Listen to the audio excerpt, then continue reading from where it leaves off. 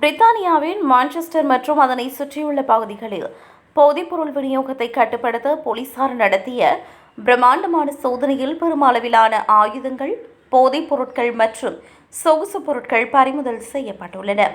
Operation Vulcan மற்றும் தீவிர ஒழுங்கமைக்கப்பட்ட குற்றப்பிரிவு இணைந்து இந்த நடவடிக்கையை மேற்கொண்டன. இந்த அதிரடி சோதனையின் போது சுமார் 22 இடங்களில் ஒரே நேரத்தில் வாரண்டுகள் பிறப்பிக்கப்பட்டு சோதனையிடப்பட்டன. இதில் 23 சந்தேக நபர்கள் கைது செய்யப்பட்டுள்ளனர். கைதானவர்களில் 13 வயது சிறுவன் முதல் 55 வயது முதியவர் வரை அடங்குவர்.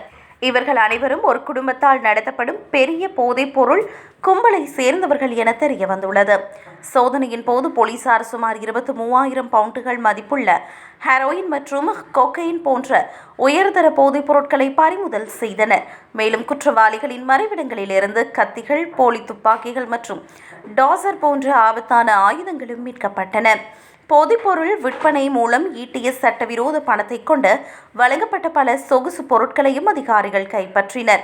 இதில் 8 ரோலக்ஸ் கடிகாரங்கள், 40,000 பவுண்டுகளுக்கும் அதிகமான மதிப்புள்ள நகைகள் மற்றும் ஒரு கேரவன் ஆகியவை அடங்கும். இந்த கேரவன் அந்த கும்பலின் தலைமையிடமாக செயல்பட்டது குறிப்பிடத்தக்கது.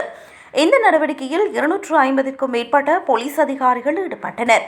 போதைப்பொருள் விநியோகம் மட்டுமின்றி நவீன கால அடிமைத்தனம் மற்றும் கொள்ளை சம்பவங்களிலும் இந்த கும்பலுக்கு தொடர்பு இருப்பதாக புகார்கள் எழுந்துள்ளன. குறிப்பாக சிறுவர்களை போதைப்பொருள் கடத்தலுக்கு பயன்படுத்தியது அதிகாரிகளை அதிர்ச்சி அடைய செய்துள்ளது.